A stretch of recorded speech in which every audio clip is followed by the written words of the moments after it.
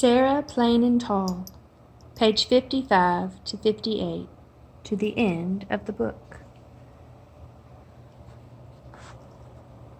I looked at Sarah's drawing of the fields pinned up on the wall next to the window.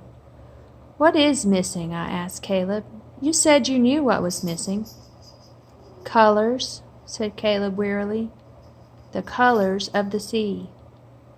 Outside, clouds moved into the sky and went away again. We took lunch to Papa, cheese and bread and lemonade, and Caleb nudged me. "Ask him. Ask Papa." "What is Sarah gone to do?" I asked. "I don't know," said Papa. He squinted at me. Then he sighed and put one hand on Caleb's head and one on mine. "Sarah is Sarah. She does things her way, you know."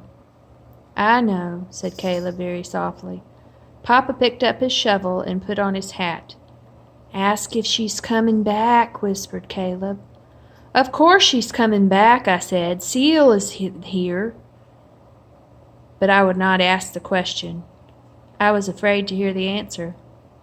We fed the sheep, and I set the table for dinner. 4 plates. The sun dropped low over the west fields. Lottie and Nick stood at the door, wagging their tails, asking for supper. Papa came to light the stove, and then it was dusk. Soon it would be dark. Caleb sat on the porch steps, turning his moon snail shell over and over in his hand. Seal brushed back and forth against him. Suddenly Lottie began to bark, and Nick jumped off the porch and ran down the road. "Dust!" cried Caleb. He climbed the porch and stood on the roof. "Dust and a yellow bonnet!" Slowly the wagon came around the windmill and the barn and the windbreak and into the yard, and the dogs jumping happily beside it. "Hush, dogs," said Sarah, and Nick leaped up into the wagon to sit by Sarah. Papa took the reins, and Sarah climbed down from the wagon, and Caleb burst into tears. "Seal was very worried," he cried. Sarah put her arms around him, and he wailed into her dress. "And the house is too small, we thought, and I am loud and pesky." Sarah looked at Papa and me over Caleb's head. "We thought you might be thinking of leaving us," I told her, "because you miss the sea."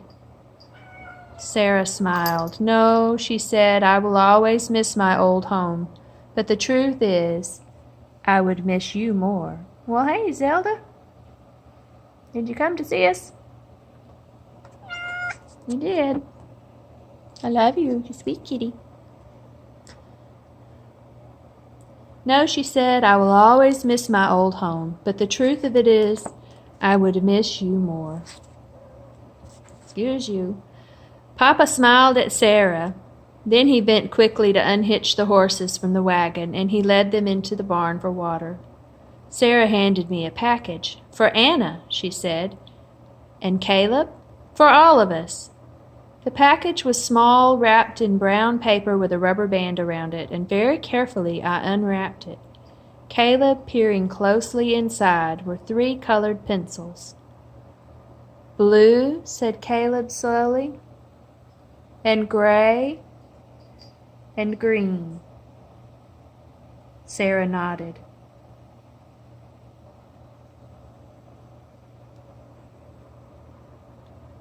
Suddenly Caleb grinned. "Papa," he called. "Papa, come quickly. Sarah has brought the sea."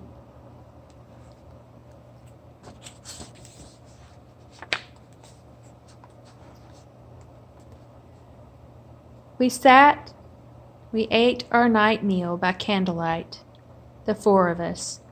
Sarah has brought candles from town, and nasturtium seeds for her garden, and a book of songs to teach us. It's late, and Caleb is nearly sleeping by his plate, and Sarah is smiling at my father. Soon there will be a wedding. Papa says that when the preacher asks if he will have Sarah for his wife, he will answer, "Uh-huh." Autumn will come, then winter, cold with the wind that blows like the wind off the sea in Maine. There will be nests of curls to look for, and dried flowers all winter long. And then, when there are storms, Papa will stretch a rope from the door to the barn so we will not be lost when we feed the sheep and the cows and Jack and old Bess. And Sarah's chickens, if they aren't living in the house. There will be Sarah's sea, blue and gray and green hanging on the wall, and songs, old ones and new, and Seal with yellow eyes, and there will be Sarah,